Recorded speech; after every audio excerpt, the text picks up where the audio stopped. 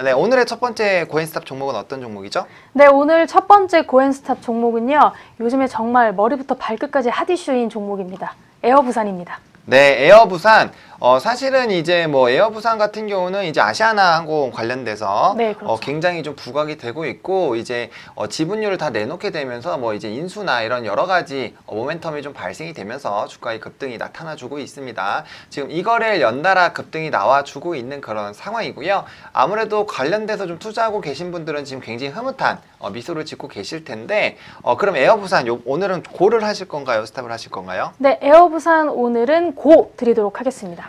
네, 지금 뭐 거의 40~50% 정도 올라간 상황에서 또 고를 또 화끈하게 말씀해 주셨는데 미니고예요, 빅고예요? 오늘은 좀 미니고 제가 외쳐드리도록 하겠습니다. 네, 약간 소극적으로 미니고 외쳐주셨고요. 그러면은 전반적으로 왜 미니고 하셨는지 얘기 들어보는 시간 가져보도록 하겠습니다. 네, 에어부산이 지금 굉장히 핫한 이슈인데요. 바로 요즘에 한창 이야기가 많이 나오고 있는 어떤 금호그룹주와 좀 연관이 되어 있기 때문에 그렇게 보실 수가 있는데 박삼구 전 회장 일가의 금호고속 지분을 전량 채권단의 담보로 맡기고 그리고 아시아나항공의 자회사를 비롯한 자산을 매각하는 이런 내용들을 다룬 자구 계획을 최근에 마련하게 됐죠. 금호 아시아나그룹은 3년 안에 이 자구 계획을 이행하기로 약속을 하고 대신에 이를 지키지 못하면 채권단이 채무 불이행을 이유로 아시아나항공을 매각해도 우리는 절대 이의를 제기하지 않겠다라고 하는 이야기 등의 자구책을 좀 마련했죠. 그런데 제가 이걸 어제 이렇게 보다가 오늘 넘어가니까 이러한 자구책들이 좀 이렇게 좀 거칠게 표현하자면 튕겼다. 이렇게 좀 이야기들이 나오더라고요. 그래서 조금 더 어려워지는 상황인데 아무튼 금호아시아나그룹이 지금 경영 상태가 굉장히 어려운데 이런 경영 정상화를 위해서 아시아나항공 자회사 매각 그리고 자구 계획 발표하면서 이 연달아서 에어부산을 매각할 것이냐 말 것이냐에 대한 이야기도 함께 이렇게 나오고 있죠. 사실 에어부산을 팔겠다라고 얘기한 적은 없습니다. 하지만 아시아나항공을 매각하고 그리고 금호고속을 매각하더라도 분명히 거기에서 끝내 완벽하게 해결되지 못하는 부분들이 많기 때문에 알짜배기 회사인 에어부산을 매각할 것이냐 말 것이냐 이러한 부분이 솔솔 나오고 있는데요. 아시아나항공과 부산시를 비롯해서 부산 상공계가 출자한 에어부산. 그래서 그렇다 보니까 이제 부산시 이제 경제업계까지 조금씩 관심을 많이 가지고 있죠. 기업 공개 이후에 아시아나 지분은 44.17%로 줄어들었고요. 부산시와 부산 상공계 지분도 지금 이거 정확하게 파악은 어렵지만 여전히 상당할 것으로 좀 추정되고 있다. 이렇게 얘기가 나오는데요. 그렇다 보니까 이제 부산 지역 정재계까지 경제계까지 에어부산의 매각 여부에 촉각을 세우고 있고 이 부분에서 투자를 하신 분들도 지금 현재 금호 아시아나그룹과도 좀 많이 연결이 되어 있기 때문에 이 부분에서는 좀 많이 관심을 가지고 있다 이렇게 보실 수가 있죠. 말씀드렸다시피 금호가 자구 계획에서는 우리가 에어부산을 매각하겠다라는 말을 직접 한 적은 없습니다. 다만 이제 기대감만 지금 계속 일어나고 있는데요.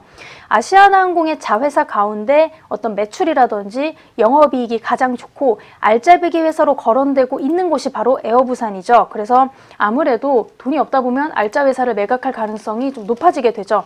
아시아나항공이 보유한 주식을 기준으로 에어부산의 가치가 한 1천억 정도 된다고 하더라고요. 여기다가 이제 경영 프리미엄까지 더해지면 실제 에어부산이 가지고 있는 매각 가격은 2천억 원대에서 2,500억 원에 달할 것으로 예상이 되기 때문에 사실은 금호고속은 제가 들었을 때 가치가 한 200억 정도밖에 안 된다고 하니까 지금 어쩌면 그런 것들을 좀 판매함으로써 금호그룹의 좀 위험성이나 리스크들을 타개하기에는 조금 문제가 있다 이렇게 보실 수가 있죠. 실제로 만약에 에어부산이 매각됐다 이렇게 될 경우에는 에어부산 자체로서도 어떠한 신성장 동력을 얻게 되는 그런 긍정적인 모멘텀으로 또 작용할 수가 있거든요. 아무래도 이게 모회사인 아시아나항공이 에어서울 등과 노선 중복 우려에서 좀 벗어나서 수도권 시장에 좀 본격적으로 진출할 수 있게 되는 어떤 그런 호재로 작용할 수가 있게 되고요. 또 최근에는 에어부산이 인천공항을 출발해서 중국이나 일본, 동남아 노선을 좀 신설하게 되는 그런 경우도 좀 있었고요. 경영난에 시달리는 모회사의 리스크에서도 벗어나서 스스로 성장하는 자생 능력도 좀 확대될 것이다. 이런 좀 좋은 영향력이 많이 작용될 수 있다는 점에서 어쩌면 에어부산이 좀 떨어져 나오게 되면 조금 더 좋은 방향으로 갈 수 있지 않을까 이렇게 예상이 되고 있죠. 그런데 좀 문제점이 또 있습니다. 아무래도 단점이라는 거는요. 아무래도 대형 항공사의 계열사라는 프리미엄이 사라진다. 이런 문제점도 좀 있는데요. 그동안 대형 항공사의 어떤 계열사라는 시너지 프리미엄이 좀 있었는데요. 이게 좀 사라지게 되고, 그리고 부산시와 같이 연계되어서 사업을 했던 부산 기반의 지역 항공사라는 어떤 지역성도 희석될 수 있다. 이러한 단점들도 작용이 되고 있죠. 에어부산은 출발 당시부터 아시아나항공과 코드쉐어라고 하는데, 코드쉐어는 노선을 공동 운항하는 거라고 합니다. 이러한 방식으로 계속해서 진행이 되어 왔는데, 그렇다 보니까 어떤 경납고가 필요한 중정비 그런 것들을 이용할 때도 아시아나항공을 이용하는 그런 것들을 활용하면서 어떤 대형 항공사의 계열사라는 프리미엄을 많이 누리게 됐는데, 일단은 여기서 벗어나게 되면 이러한 단점들은 좀 존재한다, 이렇게 보실 수가 있고요. 이러한 시너지 효과를 포기하는 대신에 만약에 정말 실제로 매각이 될 경우에는 에어부산 자체가 가진 어떤 그런 영업 실적이라든지 가치로서 움직일 수 있는데, 현재 에어부산이 가지고 있는 가치도 꽤 괜찮을 수 있고요.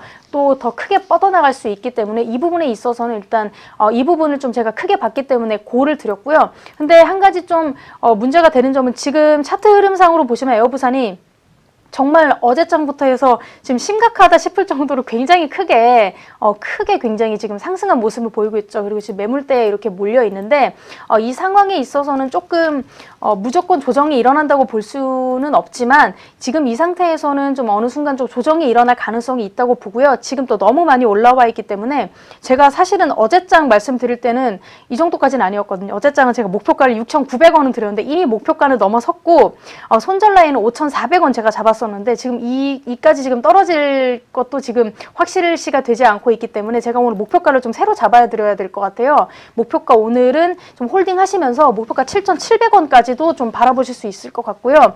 다만 신규 매수 같은 경우에는 현재는 좀 가격적인 부담이 있기 때문에 조금 보수적으로 접근하시는 게 좋을 것 같습니다.